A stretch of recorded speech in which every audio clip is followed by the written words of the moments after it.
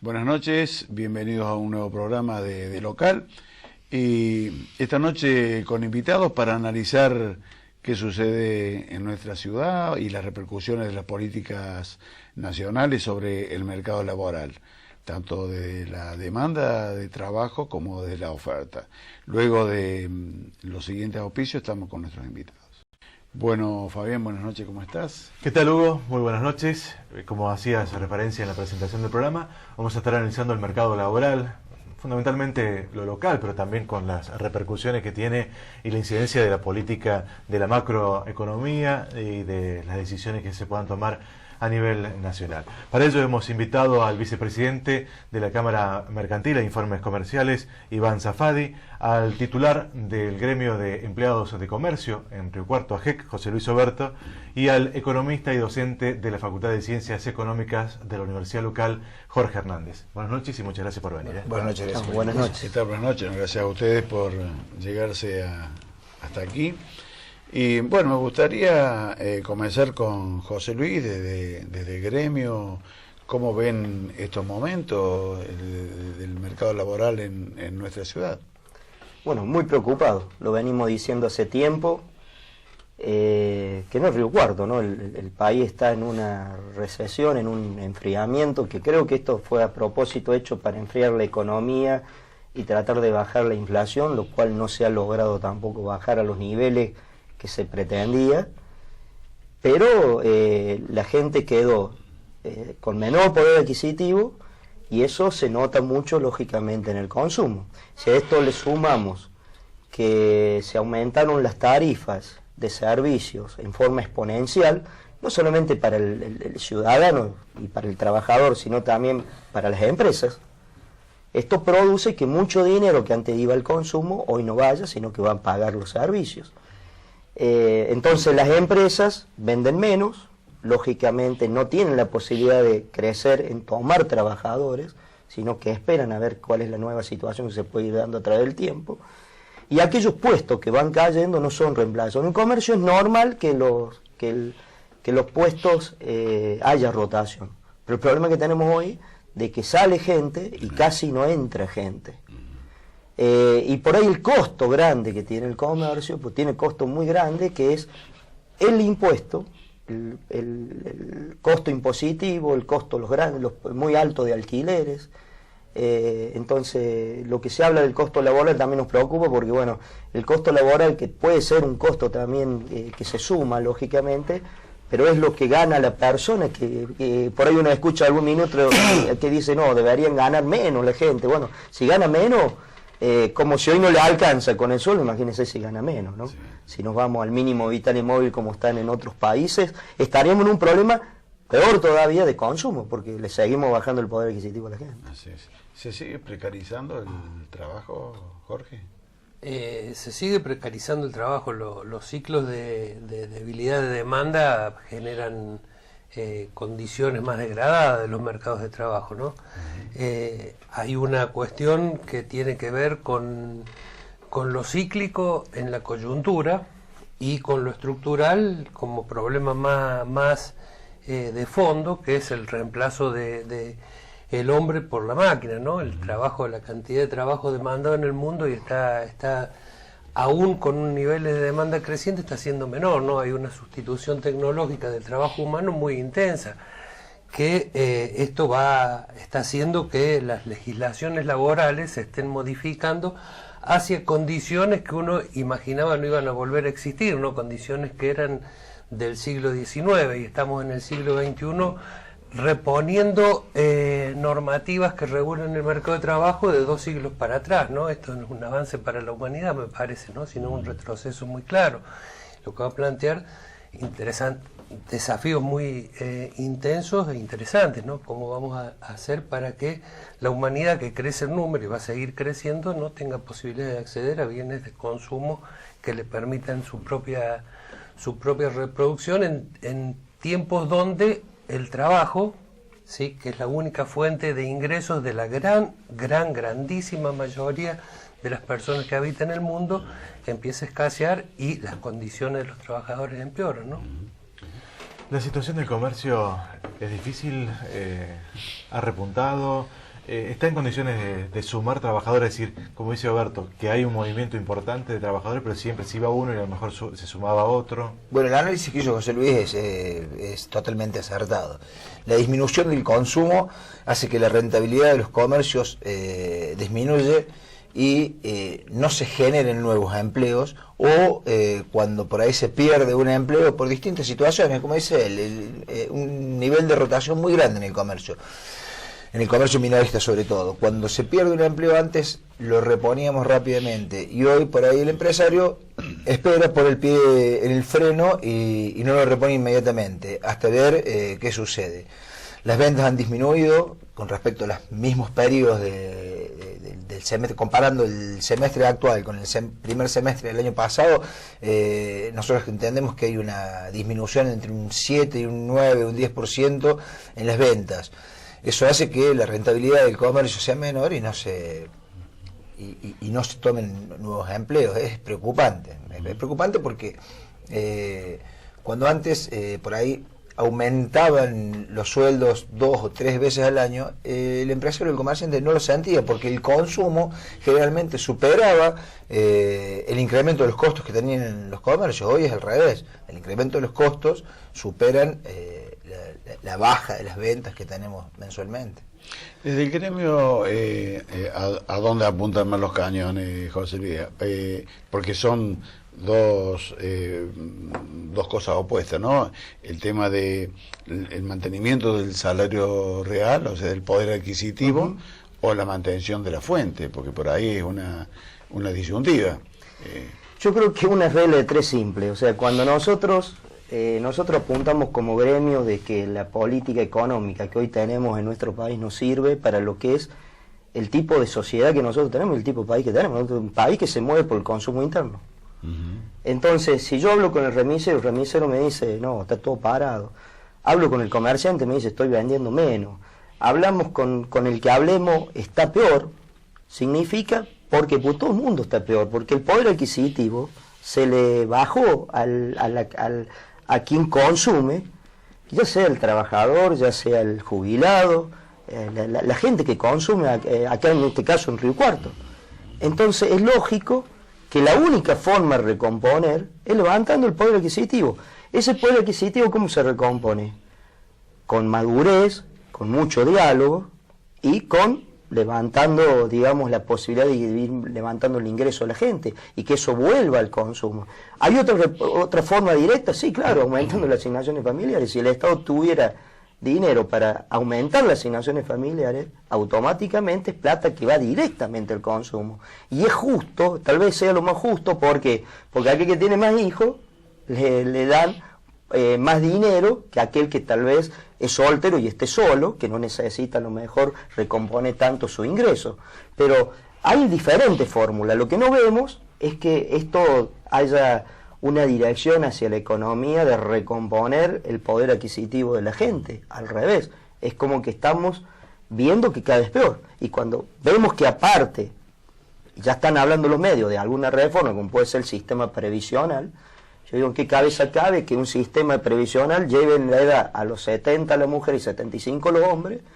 ¿Cómo hacemos para llegar a esa edad con trabajo? Recién decía bien allá el amigo, o sea, hay un mundo laboral diferente, donde va a haber menos lugares para todos aquellos que tengan la necesidad de trabajar. Y aparte, ¿cómo entra el joven a trabajar si la persona no sabe, si se alarga 10 años más, o 10 o 5, lo que se plantee, ¿no? Pero la verdad es preocupante esto de que haya gente que esté pensando que eso puede ser positivo y bueno. Estuviéramos hablando de pleno empleo, estuviéramos hablando de crecimiento, estuviéramos hablando de que hace falta más gente para trabajar, pero todo al revés. Y el mundo va a que se achican los puestos de trabajo. Y esta cuarta gran cambio de industrialización, que en este caso es la tecnificación, la digitalización, como le querramos llamar, es mucho más rápido que los otros 3 cambios anteriores. Entonces, acá se van a perder muchos puestos más y hay que visualizar los puestos que se crean. Esos puestos van a ser gente que tiene que ser capacitada, que tiene que ser formada, mucho relacionada con todo lo que tiene que ver con los manejos de la tecnología de digitalización. Nosotros vemos en Chile aquel trabajador que no sepa manejar el celular ya no puede trabajar en un supermercado. Estamos hablando de un supermercado. Porque todo se cambia ahora, todo digitalmente. Entonces, hay cosas que creo que como sociedad nos tenemos que sentar y ver, volver a ver el tema de la capacitación profesional por medio de los centros profesionales para dotar de la gente de la posibilidad de ingresar rápidamente de vuelta al sistema, pero también generar el consumo que hace falta para mantener la mano de obra. Porque si nosotros estamos pensando en bajar los sueldos y mantener los puestos de trabajo, no lo vamos a poder lograr. Porque incrementando las tarifas además. Incrementando las tarifas. Yo creo que acá hay que hacer una reforma impositiva, lógicamente. Eso es lo que hay que tratar de bajar, que paguen todos, porque acá estamos hablando que Argentina, como los países latinos, no es el más pobre, no somos la región más pobre, pero la más desigual, porque tenemos mucha informalidad. Entonces, si formalizamos, tal vez logremos que paguen todos y que paguen menos. Y que en ese pagar menos impositivamente, esa carga se le baje, digamos, al sector empresario y pueda mantener los puestos de trabajo que hoy tiene. Y si le sube el poder adquisitivo a la gente, lógicamente, o aquel que estaba en la informalidad pase a la formalidad, le sube el poder adquisitivo, consuma más. Y ahí vuelve a crecer. Creo que hay fórmulas para hacerlo, ¿no? En la economía. Y la CEPAL lo dice, pero la CEPAL dice, la gran... lo que necesitamos que ocurra en Latinoamérica es que pasar de la informalidad a la formalidad. Entonces, ahora no hay esfuerzo en esto, nosotros no vemos, por eso nosotros por ahí cuando viene la saladita, toda la discusión que hemos dado en Río Cuarto, decimos, no, nosotros no queremos pasar a la informalidad, queremos al revés, mantener la formalidad que ya tenemos y esa informalidad que aparece en el sistema, tratar de que se formalice. Vengan al Río Cuarto, pero formalicen, vengan con reglas claras, como si no termina siendo competencia leal o fomentando lo que tenemos que cambiar en definitiva. ¿Y cómo ven cada uno estos planes, estas políticas, como son el plan Empalme, que de alguna manera es subsidiar a la oferta? ¿Cómo soluciona algo? ¿Hay algún paliativo para esto? Supongo que ayudan coyunturalmente, ¿no?, a quien es beneficiario del plan. No son porque tiene un poco de condimento de esto de blanqueo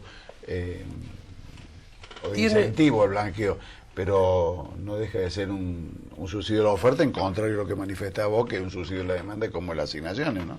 Claro, el tema del empleo tiene, en mi opinión, tiene dos componentes que son cruciales en su determinación. Uno es la demanda, ¿sí?, y otro es el contenido tecnológico que va definiendo las actividades que se van potenciando o debilitando por los mismos cambios en la tecnología, y no solo en la tecnología, sino también en los usos y costumbres de las propias sociedades, ¿no es cierto? Uno piensa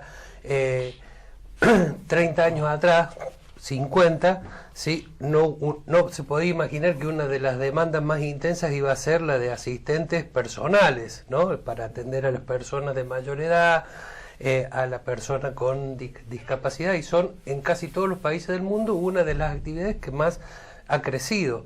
¿Sí? Nadie iba a pensar hace 5 años atrás que el trabajo del taxista y el remisero está próximo, pero muy próximo a ser reemplazado por los autos sin chofer. ¿Sí? Son tecnologías que ya existen, ¿sí? Hay autos que se manejan solos, ¿sí? Y eso va a afectar esa tecnología, que seguramente va a ser imparable, porque el capital que sostiene estas tecnologías tiene un poder importante de imposición en los mercados y sobre los gobiernos. Esas tecnologías se terminan imponiendo en el mundo, y hay un desplazamiento de los trabajadores. ¿Qué va a pasar con estos trabajadores que hoy son los trabajadores del volante, por ejemplo, ¿no? Sí. Las sociedades necesitan ir reconvirtiendo los trabajos por esto, ¿no?, por cambios en los usos y costumbres y por las tecnologías, pero requieren también una demanda por bienes y servicios que se produzcan, ¿no?, y que tengan la necesidad de contar con trabajo humano para estas actividades. Y si no alcanza el trabajo, ¿cómo se resuelven? Este es el otro tema, ¿no?, cómo se resuelven los problemas para la población que no tiene otro medio de vida que el trabajo para subsistir, y no tiene el trabajo, ¿no? Sí, porque vamos a marcar una pausa, ¿puede ser? Marcamos la pausa, la primera, y ya regresamos. Bueno, continuamos con nuestros invitados, analizando el mercado laboral local, y había hecho una pregunta yo que me gustaría que respondieran desde este otro sector también, con respecto al tema de subsidiar en el caso de los empresarios, subsidiar la demanda de trabajo, si realmente repercute en momentos como este, como el plan Empalme u otros que ha habido en el pasado, si en este momento tienen el efecto que tendrían en relación a subsidiar en vez de la demanda, la oferta, ¿no? Sí, yo creo que no...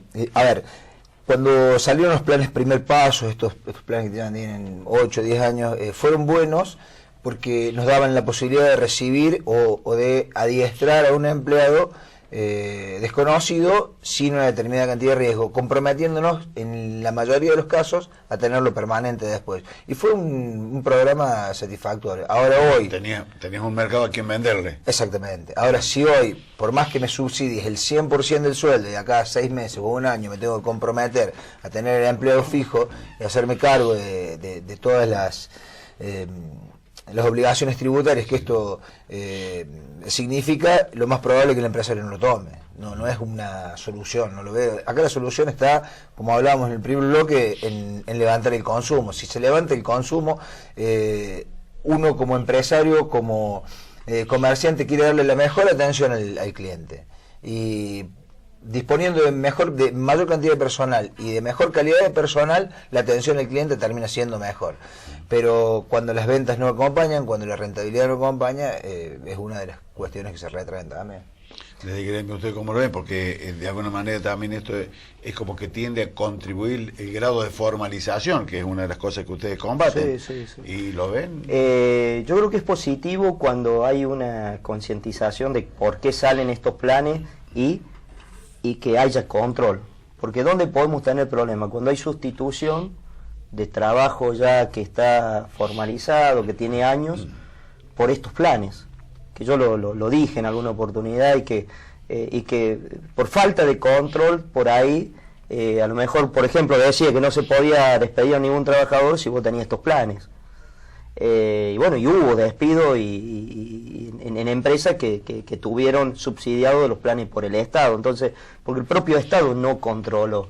Yo creo que para poder ir pasando paulatinamente de lo informal a lo formal, el Estado está bien que subsidie, pero hay que controlar de que no se caiga lo que ya tenía formal. O sea, creo que ese concepto hay que tenerlo y trabajar muchísimo para que esto es una cosa que lo tenemos que hacer entre todos los sectores, o sea, no solamente del sector, en este caso gremial, o sea, el sector empresarial y el sector estatal también trabajar tripartitamente para contribuir de que esto sea, bueno, que la plata que pone el Estado sirva para generar a la larga más puestos de trabajo, en definitiva. Si no pasa lo que decía acá lo que visualizan desde la Cámara de Comercio. O sea, también el empresariado tiene que tener la situación económica favorable para poder tomar gente. Sí, por supuesto. O sea, si la situación va cambiando, que empieza a haber un poco más de consumo, dice, bueno, está bueno que me subsidien un nuevo trabajador y yo visualizo que a la larga del tiempo, de acá a 8 meses, un año, lo voy a poder tener en la planta.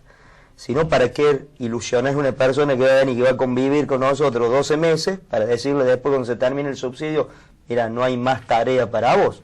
Es difícil también, porque estamos hablando de empresarios locales, con gente, ciudadanos también locales, que cuando van a trabajar, esa persona se hace la idea de que va a quedar. Sí, claro, genera expectativas, seguro. Pero sí, se genera además una amistad. Sí, acá el empleado en este tipo de comercios no es un número más como es en una gran empresa. Uno tiene el contacto cotidiano y termina siendo no como de la familia, pero termina teniendo un afecto que después es difícil a la hora de tener que tomar una determinación de transmitírselo al empleado. Es más, el pequeña y mediana empresa tomó más los primeros pasos que las grandes empresas. Las grandes empresas terminaba el primer paso, y lo mandaban a la casa. Y ¿por qué? Porque bueno, era un número, o sea, el gerente dice, mira, la decisión de la empresa es esta. El empresariado local, normalmente el que contribuye a generar puestos de trabajo. Tal es así que el 85% de los puestos de trabajo de empleo de comercio los genera la pyme. Sí, claro. lo que se llevan el 50% de la rentabilidad, que son las multinacionales, generan un 15% de mano de obra para la gente. Y van a seguir siendo el motor, y cada vez más, por lo que decía, porque ¿quién va a digitalizar y va a tecnificar mucho más rápido? Las empresas grandes, las multinacionales. Las pymes sí van a vender también más por internet, porque es una modalidad nueva, que aquellas empresas, todos hoy ponen el Facebook, promocionan sus productos y cada vez va a ser más, las redes sociales. Pero va a ser el motor de seguir dando empleo, van a ser las pymes. Por eso hay que fomentar las pymes, hay que darle crédito a las pymes, hay que defender la industria nacional pyme, o sea, creo que sigue siendo... Sí. Que las pymes están en boca de todo, pero no están en la política de nada. No, a mí por ahí me han dicho... Tendría que ser una política de la pyme y no una palabra de moda, o claro. Porque no termina... Para ser pyme necesitas cubrir una serie de cuestiones, una serie de condiciones que la mayoría de los comerciantes o los empresarios chicos no les cumplen. A ver, ¿cuántos tienen 50 empleados en la ciudad? No, claro. Entonces dejemos usar la palabra pyme. Sí, son microempresas. Claro. Sí. La mayoría. En épocas de alto grado de desempleo, ¿se multiplica la actividad del gremio? O sea, hay una... O sea, la actividad es constante. El tema hoy tenemos un alto grado de informalidad en el país, porque lamentablemente el mercado, al haber menos consumo y todo demás, bueno, hay gente que va tomando a algún trabajador informalmente. Y hay otro tema también que mide lógicamente cuando se hace en estadística, que es muchos que estaban formales, que son independientes, un gasista, un plomero, un albañil, que estaba pagando el monotributo, no lo puede pagar más, y pasa a ser una persona que es independiente, que está dentro del sector servicio, pero pasa de vuelta a la informalidad. Entonces crece también la informalidad dentro del sector servicio, que no es todo dentro de relación de dependencia. O sea, pero vuelvo a repetir, el contexto del país nos está llevando a eso. O sea, hasta el independiente. ¿Quién no quiere tener una obra social, un aporte para la futura jubilación? Yo creo que nadie debe querer en el país que trabaja. No sé, bueno. Lamentablemente algunas personas dejan de contribuir porque ya no lo pueden hacer. Y eso pasa al ser el sistema informal también, porque bueno... ¿Y no ha habido más desempleo por esa relación que hacía referencia de amistad, la relación que hay entre el empresario, el patrón y el empleado? Los primeros que empezaron a sacarse gente fueron las grandes empresas. Hace 2 años que las grandes empresas vienen sacándose gente. Ninguna de las grandes empresas, tiene más gente que hace 2 años atrás. Todos tienen menos.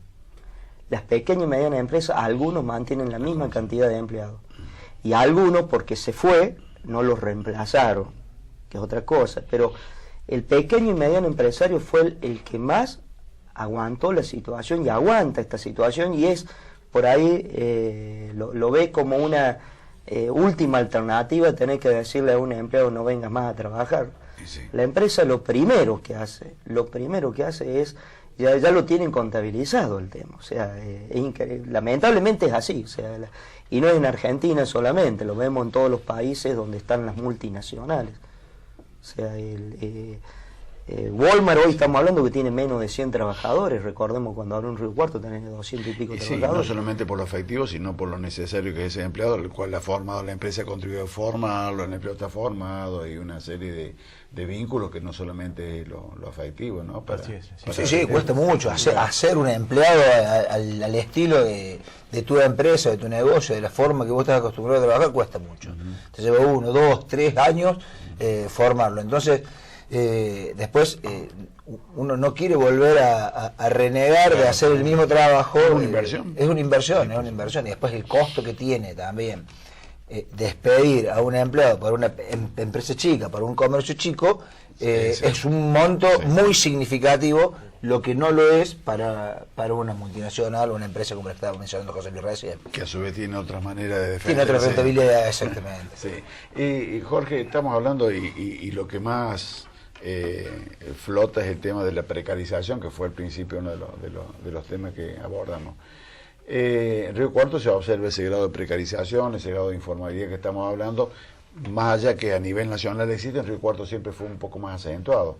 Eso puede ser por la misma estructura productiva que tenemos en la estructura económica de la ciudad. Entiendo que sí. Hay recién hablaban sobre esto, la necesidad o la conveniencia de la empresa pequeña y mediana de sostener un trabajador aún en un ciclo de baja por las cuestiones no solamente afectivas, que también las puede haber, sino por cuestiones que tienen que ver con la formación del trabajador, ¿no? Esto en los economistas le llamamos atesoramiento del trabajo, ¿no? El trabajo en general fluctúa con menos intensidad que el ciclo de ventas o el ciclo económico, porque hay retención de trabajo en la parte recesiva del ciclo, y porque hay previsiones a la incorporación de un nuevo trabajador cuando el ciclo de crecimiento se intensifica positivamente, ¿no? Hasta tanto no ver consolidado el ciclo y ver la necesidad de la incorporación de un trabajador, lo que aparece con bastante frecuencia, y que la empresa recurre a otros mecanismos, incremento de horas extras y algunas otras alternativas que pueden estar por ahí, ¿no? Y la estructura tiene mayor o menor, según cuál sean los componentes de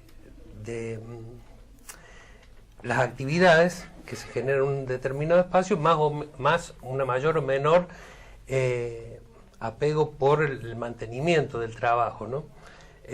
Y en esto, cuando hay un apego por el mantenimiento del trabajo, es difícil la sustitución de un trabajador por otro, aparecen mejores condiciones en general del mercado de trabajo, ¿no? Cuando el mercado de trabajo puede sustituir con mayor facilidad porque los requerimientos tecnológicos son menores, porque las condiciones normativas, a la flexibilidad laboral, son más favorables a este tipo de cosas, los mercados de trabajo tienen estas condiciones. Uno observa en el mercado de trabajo de Río Cuarto, además de que tiene una alta tasa de informalidad, también tiene una elevada reacción al ciclo, ¿no? El ciclo en la ciudad de Río Cuarto no es del trabajo tan estable como en otros lugares, ni tan estable como la producción. En general el empleo responde más intensamente que la producción al ciclo, ¿no? Cuando el crecimiento y cuando el decrecimiento. Lo vemos ahora, ¿no? Cuando la tasa de desempleo es una de las más altas, cuando el ciclo es recesivo, y por ahí cuando el ciclo es al alza, también encontramos en la ciudad de Río Cuarto que la tasa de empleo crece bastante, la de desempleo se reduce bastante, ¿no? Tiene un mercado la ciudad de Río Cuarto que es bastante flexible, ¿no? Hablando sobre flexible, no tenemos tiempo, así que vamos a ir a la pausa y después sí, de hecho, vamos a estar hablando de lo que se viene ante las especulaciones de la flexibilización laboral. Seguimos en De Local, lo planteamos antes de la pausa. Se vienen las modificaciones, se habla después de octubre del régimen jubilatorio y también una reforma al sistema laboral, al margen de lo que se pueda decir una reforma impositiva, José. Sí, la reforma laboral, yo vengo de Brasil, de estar reunido con los dirigentes de comercio, los gremios de comercio Sao Paulo, y la verdad que, bueno, ya está sacada por la legislatura, en 4 meses queda firme, o sea que en noviembre empieza la reforma laboral. Y muy preocupado, porque hay varios condimentos para preocuparse. Una es que se terminan los contratos de trabajo que le dan continuidad al trabajo, sino que la empresa le puede decir a los trabajadores venir a trabajar o 0 horas o 12 horas. O sea, lo que discutimos 8 horas, que discutimos al comienzo de 1900, se acaba, pasamos 12 horas de un día para el otro. O le puedo decir 0 horas, le puedo decir, no, esta semana no te necesito y no podés ir a tomar otro trabajo porque vos sos relación de dependencia con esa empresa y te puede mañana llamar y decir, te necesito para que trabajes. Entonces, el trabajador no sabría cuánto va a cobrar. Por el otro lado, se prevalecen los convenios empleados-trabajadores sobre los convenios que hagan los sindicatos con las empresas o con las cámaras. Esto hace que también en Argentina se puede hacer, pero siempre y cuando esos convenios empresarios, trabajadores, eleven lo que convino el gremio con las cámaras. Acá prevalece, así sea a la baja. Y eso es muy peligroso, porque mañana podemos estar hablando de que van a ir llevando el sueldo al mínimo vital y móvil, porque el mínimo vital y móvil por debajo ya no se puede pagar a un trabajador menos que el mínimo vital y móvil. Entonces, a eso le agregamos el tema de indemnización, que se elimina y que el trabajador tiene que contratar un seguro para cubrirse la indemnización. Las vacaciones pactadas en 3 veces es lo que menos nos preocupa, porque hoy hasta es usual que por ahí se pacte con la empresa dividir las vacaciones, pero hay muchos ítems peligrosos, digamos que... Ahora, si esto contribuye a generar empleo y aumentar el poder adquisitivo de la gente y el consumo, pero va a la baja. Por eso digo, estas fórmulas son a propósito, son fórmulas de los países que tienen el poder de los países del norte, para que a nosotros nos vaya mal. Porque en los países del norte, los sueldos son buenos y las empresas son competitivas y eficientes. Entonces, ¿por qué en los países del sur tenemos que tener sueldos que no sean buenos para tener competitividad y ser eficiente? ¿O será para que verdaderamente el consumo siga cayendo y no tengamos la posibilidad de salir como sociedad? Preguntémonos eso, ¿no? Entonces, a mí me gustaría saber, en este tiempo que queda hasta octubre, ¿qué van a hacer los legisladores con la reforma previsional o la reforma laboral? ¿Están de acuerdo con esto?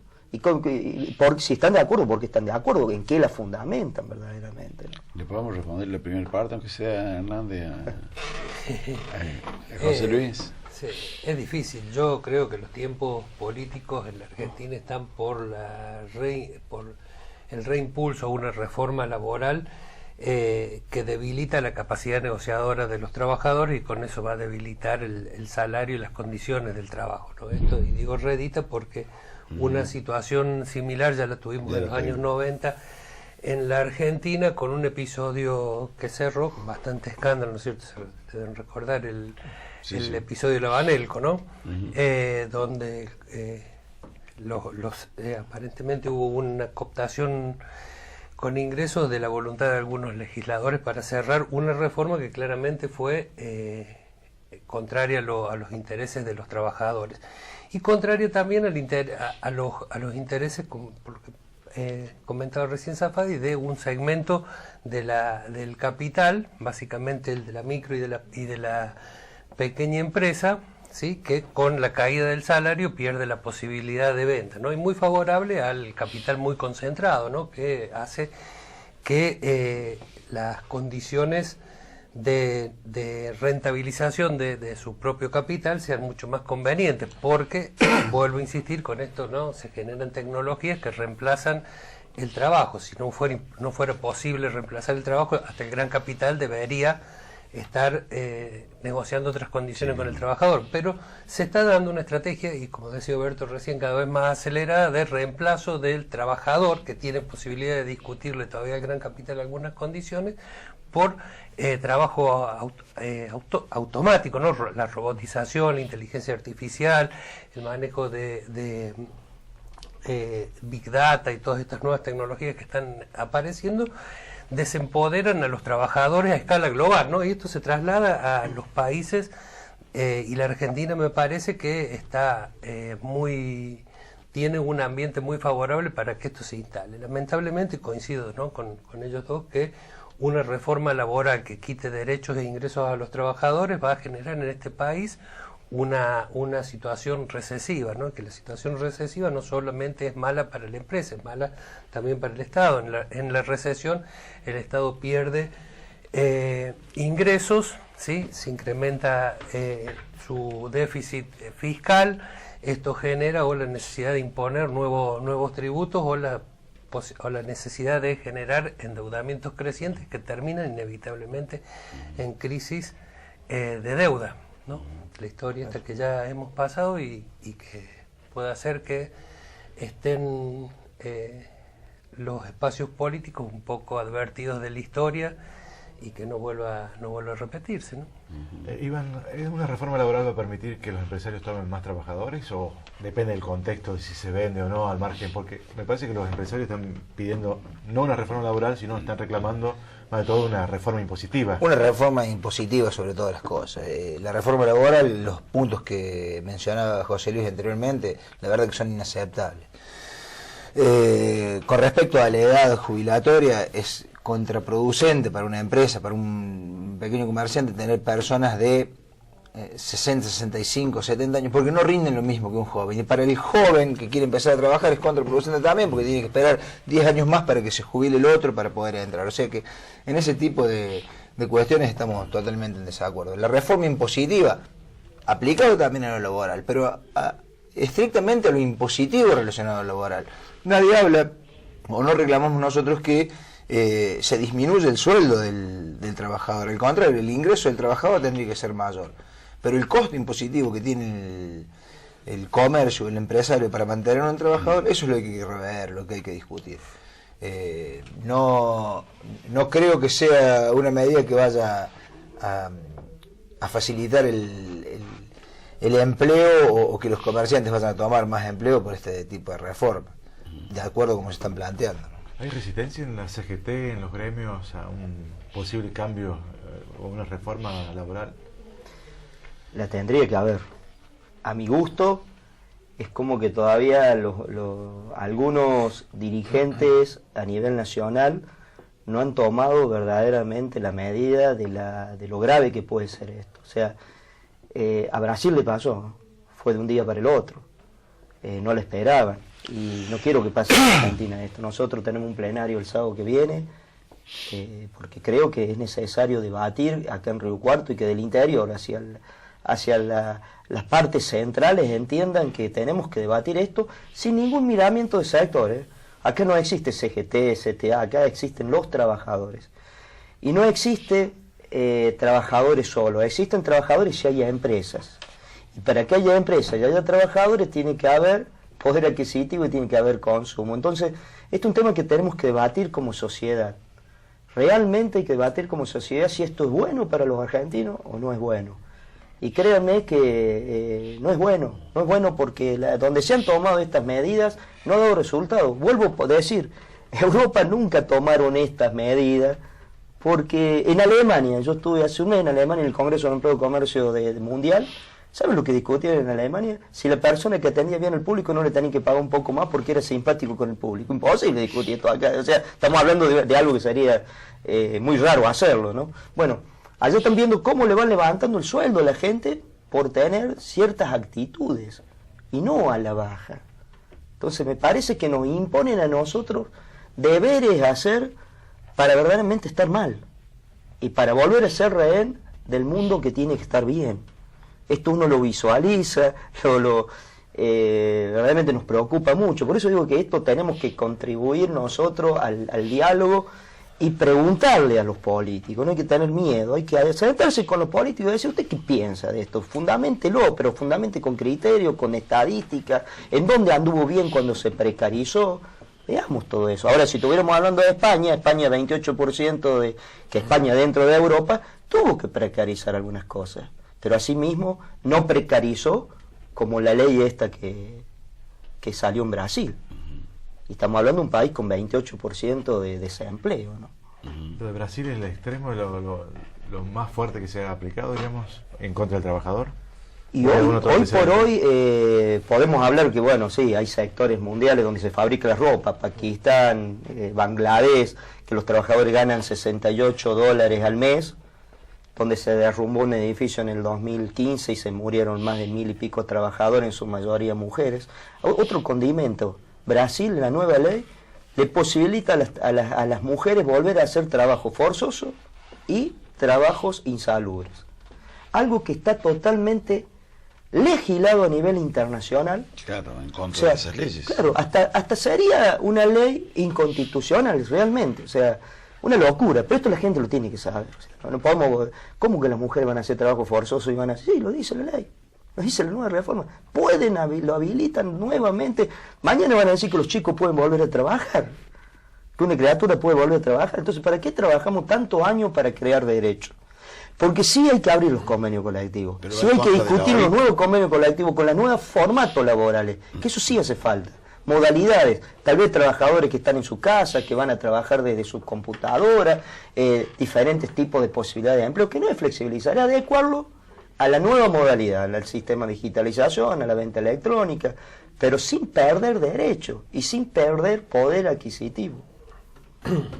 Sí, esto lo de Brasil impresiona, ¿no? Porque uno compara o imagina cómo va a ser el Brasil del futuro y puede imaginarlo parecido a los escenarios que planteaba Oberto, ¿no? La diferencia es que se viene de un escenario de mejores condiciones, ¿no? Los países donde están mal tienen la esperanza de que algún día puedan mejorar, supongo, los trabajadores de esos países.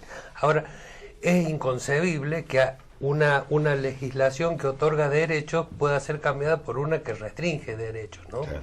Esa es una cosa que es bastante novedosa.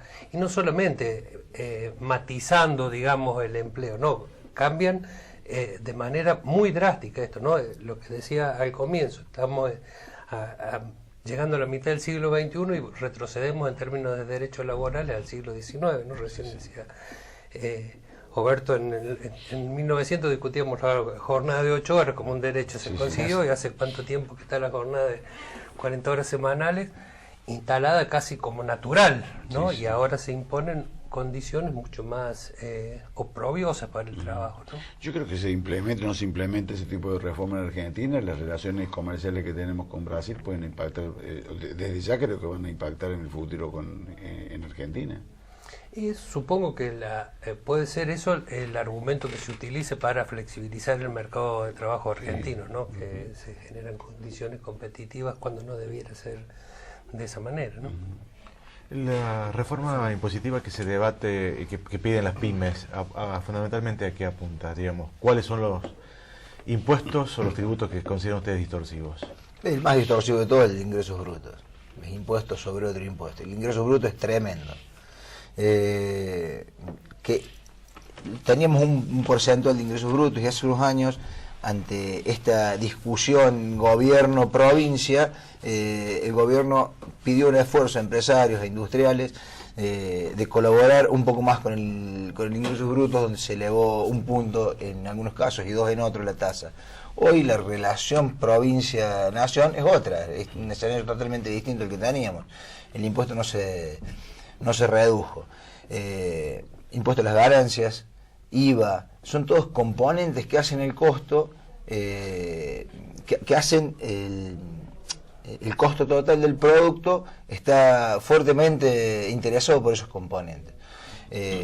Ahora, no es para parecer populista, ¿no? Hay que sacar impuestos, o cómo reemplazamos esto, bajando el costo político. Tienen que dejar, los políticos tienen que dejar de ver el sector privado como un aspirador de dinero, porque todo lo mantiene el sector privado. Tienen que bajar el costo político, el componente político, no el costo social, no sacarle la asignación universal a un niño o sacarle la pensión a un discapacitado. Bajar el costo político, esto que hablábamos recién en el corte, asesores, diputados, asesores de asesores. Hay costos que el privado termina pagando indirectamente y no hay dinero que le alcance al gobierno para soportar ese componente político que tiene. ¿Y de dónde lo busca, de dónde lo obtiene? De los impuestos que se le cobran al sector privado, que está en un momento límite, donde hay empresas cuya rentabilidad está siendo casi nula, y el próximo paso es el cierre, y después del cierre ya no va a haber ningún impuesto que se le pueda cobrar a esa empresa para poder seguir manteniendo esta fiesta política que tenemos desde hace 30 años, no es del gobierno pasado, ni de este, ni del anterior. Estamos hablando de acá que no se han, fíjate que no se han creado grandes impuestos en los últimos 15 años, el impuesto más, el último que se creó importante fue el impuesto del cheque, en el 2000, 2001, cabal, nadie lo sacó, todos lo criticamos, nadie lo sacó, al contrario. Entonces... Nos vamos, muchas gracias por venir, se van a llevar un presente, un Malbec de Supermercado Sá. Muchas gracias por venir y buenas noches. Gracias a ustedes. Gracias, muy amable. Vamos a la pausa, ya regresamos. Bueno, bien, Fabián. El mercado laboral afectado por la recesión por falta de poder adquisitivo, según dice Oberto. Sí, y bueno, una realidad, el impacto que estamos sintiendo no solamente de las políticas macro actualmente, sino las expectativas de las políticas que se pueden llegar a generar el futuro en este mercado, ¿no? Así es, nos despedimos. Nos despedimos hasta la semana próxima. Gracias. Muchas gracias.